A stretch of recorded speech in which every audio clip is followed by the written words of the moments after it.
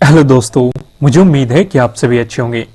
दोस्तों, आज हम डिस्कस करने वाले हैं स्टॉक में एसआईपी कैसे करें।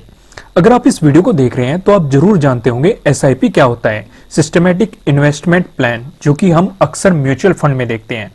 तो आज हम सेम ही चीज स्टॉक्स में करने वाले हैं, क्योंकि स्टॉक्स में हमें ज्यादा बेनिफिट रहता है। क्यों ज्यादा बेनिफिट रहता है? क्योंकि सारा रिटर्न हमारे पास ही आता है। वहां पे अगर हम म्यूचुअल फंड में इन्वेस्ट करते हैं तो कुछ रिटर्न वे म्यूचुअल फंड के जो मैनेजर होते हैं या फिर जिस कंपनी में हमने इन्वेस्ट कर रखा है वो भी कुछ परसेंट ले लेते हैं। तो आगे बढ़ने से पहले मैं आपको बता देना चाहता हूं कि आप हमारे चैनल को सब्सक्राइब कर सकते हैं और बेल आइकन को भी प्रेस कर देना, जिससे कि आपको इसी तरह की स्टॉक मार्केट से रिलेटेड इंटरेस्टिंग वीडियोस मिलती रहे। तो अब हम शुरू करते हैं। आपको एसआईपी करने से पहले, स्टॉक में एसआईपी करने से पहले आपके पास एक डीमेट अकाउंट होना चाहिए। अगर आपने अभी तक डीमेट अकाउंट ओपन नहीं किया है तो नीचे डिस्क्रिप्शन में आपको लिंक मिल जाएगा। वहां पे आपको जेरोधा का लिंक मिल जाएगा और अपस्टॉक का लिंक मिल जाएगा। अपस्टॉक में फिलहाल बहुत अच्छे अच्छे ऑफर चल रहे हैं, तो आप अपस्टॉक में अपना अकाउंट ओपन कर सकते हैं। ठीक है, उसके बाद आपको जाना है एनएससी की वेबसाइट पे, नेशनल स्टॉक एक्सचेंज। यहां पे आपको लाइव मार्केट दिखाई दे रहा होगा। लाइव मार्केट में आपको इंडेक्स दिखाई दे रहा होगा। आपको इस इंडेक्स को ओपन कर लेना है। इसे क्यों ओपन करना है? इससे हमें यह पता लगेगा जिससे कि आप अपने स्टॉक को डाइवर्सिफाई भी कर सके, सही स्टॉक का चुनाव कर सके।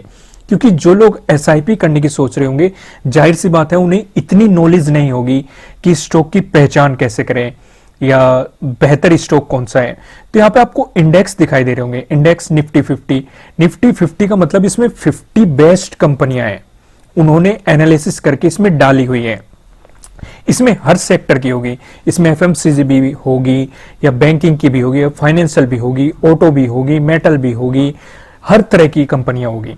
लेकिन अगर आप दूसरा तरीका है, अगर आप अलग अलग सेक्टर में इन्वेस्ट करना चाहते हैं, फिर कुछ स्मॉल कैप स्टॉक लेना चाहते हैं या फिर कुछ लार्ज कैप स्टॉक लेना चाहते हैं, तो आपको यहां पे सब मिल जाएगा।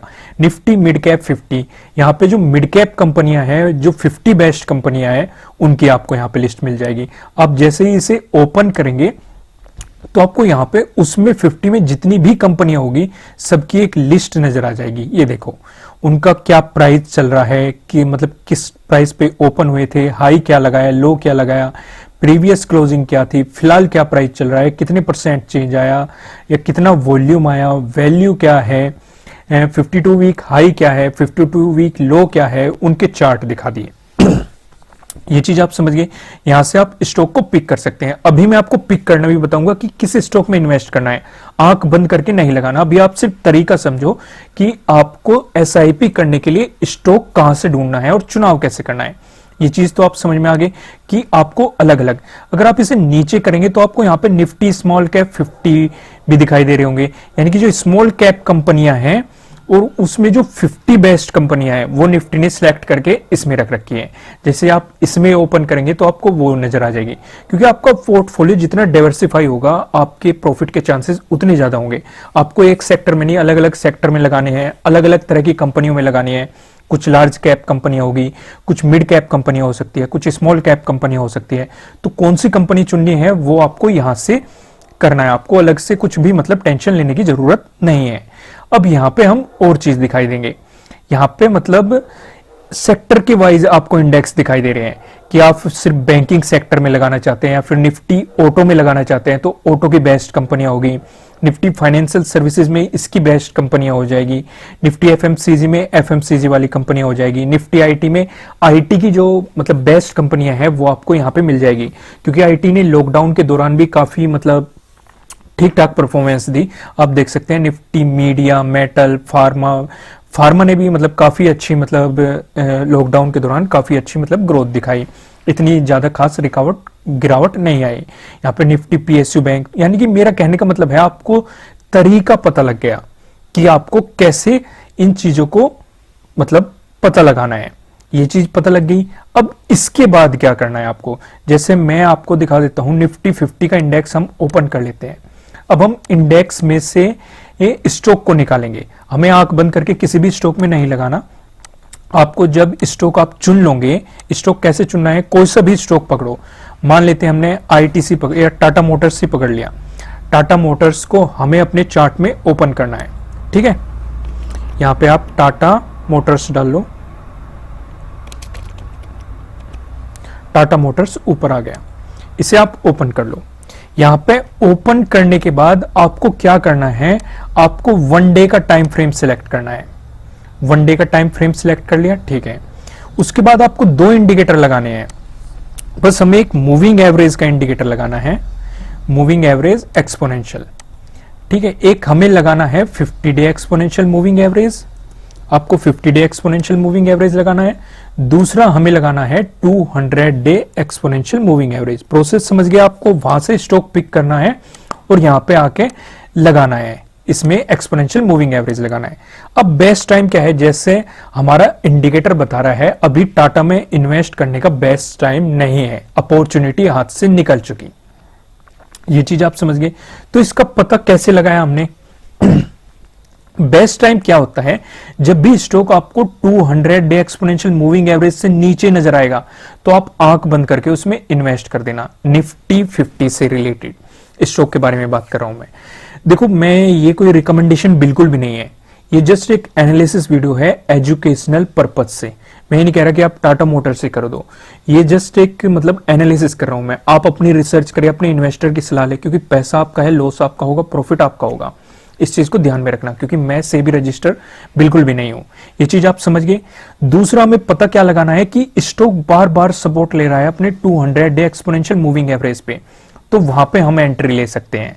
अगर वो हमें 200 डे एक्सपोनेंशियल मूविंग एवरेज से नीचे मिल जाए तब तो हम आंख बंद करके एंट्री ले सकते हैं। तो यानी कि हम यहाँ पे इंतजार करेंगे। अभी ये चीज आपको दिखाई दे रही होगी। अगर मैं इसके पीछे के भी चार्ट दिखाऊं तो ये देखो, अपने 200 डे एक्सपोनेंशियल मूविंग एवरेज से नीचे था, कितनी अच्छी अपॉर्चुनिटी थी। यहाँ पे भी नीचे था, कितनी अच्छी अपॉर्चुनिटी थी। जिसने इसे यहाँ पे पिक किया होगा तो लगभग ये 64 रुपए का था और अभी चल रहा है 260 रुपए का।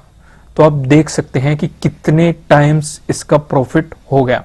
तो आपको ध्यान क्या रखना है कि stock 200 day exponential moving average से नीचे रहना चाहिए। क्या टाइम फ्रेम पे? 1 डे पे। देखो, मैं आपको पिक करके दिखाता हूं। तो यानी कि इसमें तो अपॉर्चुनिटी निकल चुकी, इसमें हम अभी इन्वेस्ट नहीं करेंगे, हम इसका इंतजार करेंगे जब तक ये अपने ये तो 50 डे एक्सपोनेंशियल मूविंग एवरेज को टच ना कर दे। अगर 200 डे एक्सपोनेंशियल मूविंग एवरेज को टच कर देगा तो मजा आ जाएगा, अगर उससे नीचे मिल जाएगा तो और ज्यादा मजा आ जाएगा। ये चीज आप समझ गए। अब हम दूसरा स्टॉक पिक करते हैं। हम पिक कर लेते हैं भारतीय एयरटेल या यूपीएल कर लेते हैं। यूपीएल कोई सा भी आप चुन सकते हो। यूपीएल हमने सिलेक्ट कर लिया। तो यहां पे भी सेम ही देखेंगे हम। अब इसमें हमें मतलब अपॉर्चुनिटी अभी वैसे इसमें भी निकल चुकी, पर लेकिन सिग्नल क्या मिल रहा है इसका ऊपर जाने का, तो हम इसमें एंट्री ले सकते हैं। क्यों ले सकते हैं? क्योंकि यहां पे मूविंग एवरेज क्रॉस ओवर करने वाले हैं। 50 day exponential moving average 200 day exponential moving average को क्रॉस करने वाला है। अगर क्रॉस ओवर मिल गया तो हम इसमें छोटे से प्रॉफिट के लिए एंट्री ले सकते हैं। अगर आप नहीं जानते कि क्रॉस ओवर की क्या स्ट्रेटेजी होती है तो नीचे डिस्क्रिप्शन में आपको लिंक मिल जाएगा वीडियो को, वहां पे मैंने डिटेल में समझा रखा है कि जब मूविंग एवरेज क्रॉस ओवर करते हैं कब बाई करना है, कब सेल करना है। यहाँ पे नीचे की तरफ क्रॉस ओवर किया तो हम सेल कर सकते थे। देखो, अच्छा खासा प्रॉफिट। यहाँ पे ऊपर की तरफ क्रॉस ओवर करने वाला है तो यहाँ पे हम बाई कर सकते थे। वैसे इसमें भी अपॉर्चुनिटी एक तरीके से निकल चुकी, पर लेकिन हम अभी भी थोड़ा प्रॉफिट ले सकते हैं। या अपॉर्चुनिटी कहां पे थी? जब अपने 200 डे एक्सपोनेंशियल मूविंग एवरेज से नीचे था। ये चीज समझ गए। अब हम और दूसरा स्टॉक देखते हैं। हम मतलब स्टॉक चुनेंगे, आपको ऐसे ही चुनना होता है। बजाज ऑटो देख लेते हैं। बजाज ऑटो का फिलहाल क्या चल रहा है? बजाज ऑटो को हमने सिलेक्ट किया और इसका देख लेते हैं। इसमें भी अपॉर्चुनिटी निकल चुकी, क्योंकि ये अपने 200 डे एक्सपोनेंशियल मूविंग एवरेज से काफी ऊपर है। तो अपॉर्चुनिटी कहां थी? जब ये अपनी 200 डे एक्सपोनेंशियल मूविंग एवरेज से नीचे था या फिर उस पे सपोर्ट ले रहा था। यहाँ पे सपोर्ट लिया, यहाँ पे सपोर्ट लिया, यहाँ पे सपोर्ट लिया। आप तरीका समझ गए ना। अब तो ये प्रॉफिट बुकिंग के वहां पे पहुंच गया, क्योंकि जब ये अपने 200 डे एक्सपोनेंशियल मूविंग एवरेज से जितना दूर हो जाएगा तो हम इजीली प्रॉफिट बुक कर सकते हैं। आपको वहां पे प्रॉफिट बुक करना है। हम कोई दूसरा देखते हैं। हम टाटा स्टील देख लेते हैं। हम स्टॉक इसी तरीके से ढूंढेंगे। टाटा स्टील देख लेते हैं। अब हम तो यहां पे हमने टाटा स्टील का देखा। टाटा स्टील में भी अपॉर्चुनिटी नहीं है, अपॉर्चुनिटी निकल चुकी। आपको सारे दिखाई दे रहे होंगे। फिलहाल हम दूसरा देख लेते हैं, एसबीआई, क्योंकि अभी ये भी अपने 200 डे एक्सपोनेंशियल मूविंग एवरेज से काफी दूर है। यहाँ पे तो प्रॉफिट बुकिंग का टाइम आ गया। तो एसबीआई का देख लेते हैं हम। SBI में भी अपॉर्चुनिटी निकल चुकी, देखो यहाँ पे क्रॉस ओवर हुआ है। मूविंग एवरेज की क्रॉस ओवर की मैं स्ट्रेटेजी आपको समझा रहा था ना, यहाँ पे आपको क्रॉस ओवर मिला है, क्रॉस ओवर मिला है तो यानी कि ऊपर बाइंग की तरफ हमें एक अपॉर्चुनिटी नजर आई है। ये चीज आपको समझ में आ गई, ऊपर बाई की तरफ अपॉर्चुनिटी नजर आई है। जल्दी से जल्दी उस क्रॉस ओवर स्ट्रेटेजी को देख लो, नीचे डिस्क्रिप्शन में आपको लिंक मिल जाएगा। तो आप यहां से एक्सिस बैंक का देख लो, एक्सिस बैंक का भी हम डाल देते हैं कि हमें एक्सिस बैंक में अपॉर्चुनिटी, इसी तरीके से आपको स्टॉक ढूंढना है, ये नहीं आंख बंद करके किसी भी स्टॉक में लगा दिया, स्टॉक शांति से ढूंढना है। इसमें भी क्रॉस ओवर हो चुका, इसमें भी एंट्री मतलब निकल चुकी। एंट्री हमें कहां लेनी थी, जब stock 200 day exponential moving average से नीचे था। ये चीज आप समझ गए कि आपको एंट्री कहां पे लेनी थी, और दूसरा यहाँ पे क्रॉस ओवर भी हो चुका, तो कंफर्मेशन हमें ज्यादा होगा कि स्टॉक ऊपर जा चुका। तो हम दूसरा ढूंढेंगे, HDFC लाइफ देख लेते हैं, HDFC लाइफ का देख लेते हैं, HDFC लाइफ। तो यहाँ पे हम HDFC लाइफ का देख लेते हैं। HDFC लाइफ में भी अपॉर्चुनिटी निकल चुकी, देखो यहाँ पे क्रॉस ओवर मिल गया, और स्टॉक की अपॉर्चुनिटी एक तो यहाँ पे थी, यहाँ पे अपने 200 डे एक्सपोनेंशियल मूविंग एवरेज से नीचे था, या फिर यहाँ पे थी, ये अपने 200 डे एक्सपोनेंशियल मूविंग एवरेज पे सपोर्ट ले रहा था। तो आप समझ रहे हो ना, क्योंकि आपको कोई बता दे कि HDFC लाइफ में लगा दो, देखो स्टॉक बेहतर है लगा दो, लेकिन हमें कब लगाना चाहिए वो भी समझना बहुत ज्यादा जरूरी होता है। देखते हैं आज हमें कोई दूसरा मिलेगा कि नहीं। JSW स्टील देख लेते हैं, JSW स्टील, JSW स्टील ये रहा। तो इसमें भी अपॉर्चुनिटी निकल चुकी, क्रॉस ओवर भी हो चुका, और ये अपने 200 डे एक्सपोनेंशियल मूविंग एवरेज से काफी ऊपर चल रहा है। अब तो लोगों ने प्रॉफिट बुक करना शुरू कर दिया होगा। अपॉर्चुनिटी कहाँ पे थी, यहाँ पे थी, ये अपने 200 डे एक्सपोनेंशियल मूविंग एवरेज से नीचे चल रहा था, और यहाँ पे जब क्रॉस ओवर मिला तब भी एक अपॉर्चुनिटी आपको नजर आ रही थी कि स्टॉक ऊपर की तरफ जाने वाला था। टाइम फ्रेम क्या है, 1 डे। आपको इसी तरीके से चुनना है, आपको ऐसे ही नहीं लगाना। मैं रिलायंस में देख लेते हैं कि रिलायंस में फिलहाल क्या चल रहा है, रिलायंस में देख लेते हैं। रिलायंस में हमें क्या नजर आ रहा है, ये देखो रिलायंस में फिलहाल अपॉर्चुनिटी है, क्योंकि ये सपोर्ट कहां पे ले रहा है, 200 डे एक्सपोनेंशियल मूविंग एवरेज पे। देखो मिल गया ना, कितनी मेहनत करने के बाद आपको एक स्टॉक मिला, और इसमें भी ज्यादा बड़ी अपॉर्चुनिटी नहीं, ज्यादा अच्छी अपॉर्चुनिटी कहां पे थी, जब स्टॉक अपने 200 डे एक्सपोनेंशियल मूविंग एवरेज से नीचे था। ये तो बड़ी अपॉर्चुनिटी थी, इतना बड़ा हम बिग मूवमेंट कैच कर सकते थे। लेकिन यहां से भी सपोर्ट ले रहा है स्टॉक, यहाँ पे सपोर्ट लिया, यहाँ पे सपोर्ट लिया, यहाँ पे सपोर्ट लिया, तो हम थोड़ा बहुत पैसा लगा सकते हैं। देखो ये रिकमेंडेशन बिल्कुल भी नहीं, अपनी रिसर्च जरूर करें, पेपर एनालिसिस करें, या फिर पीछे जाके पुराने टाइम में भी आप एनालिसिस कर सकते हैं और इन टेक्निक को अच्छे तरीके से समझ सकते थे। तो यहाँ पे हम एंट्री ले सकते हैं, और लेवल हमारे मतलब ऊपर की तरफ हो सकते हैं जब तक कि अपने हाई को ब्रेक नहीं करता।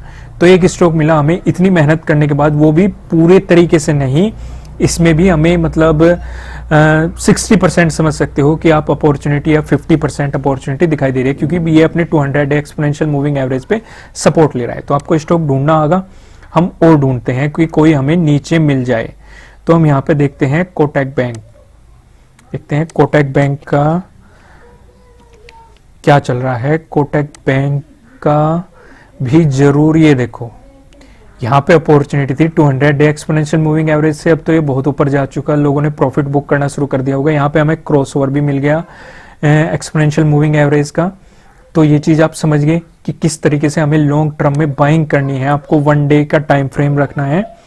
LT देख लेते हैं, LT में क्या चल रहा है। LT में देखें, इसमें भी अपॉर्चुनिटी निकल चुकी है, अपनी 200 डे एक्सपोनेंशियल मूविंग एवरेज से काफी ऊंचे नीचे ऊपर है। यहाँ पे जब ये नीचे था तब अच्छी खासी अपॉर्चुनिटी थी, और जब क्रॉस ओवर आया तब भी एक अपॉर्चुनिटी थी। दोनों ही अपॉर्चुनिटी हाथ से निकल चुकी, नहीं हमें इसमें पैसा लगाना है। ठीक है, NTPC देख लेते हैं। NTPC में देख लेते हैं हम, NTPC में ये देखो, NTPC में अभी अपॉर्चुनिटी नजर आ रही है। आप NTPC में इन्वेस्ट कर सकते हो, क्योंकि स्टॉक अपने 200 डे एक्सपोनेंशियल मूविंग एवरेज से नीचे था अभी कुछ दिन पहले ही, और ज्यादा ऊपर नहीं गया, सपोर्ट ले रहा है।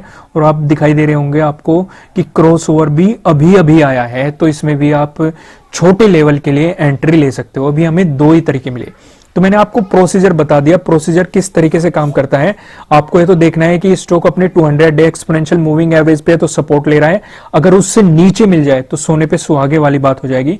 जैसे यहाँ पे 200 डे एक्सपोनेंशियल मूविंग एवरेज से नीचे था, अगर किसी ने यहाँ पे इन्वेस्ट किया होता तो अभी ये लगभग कितने रुपए पे था, 78 रुपए पे था, और फिलहाल कहीं पे चल रहा है, हाई लगाया इसने 107 रुपए का।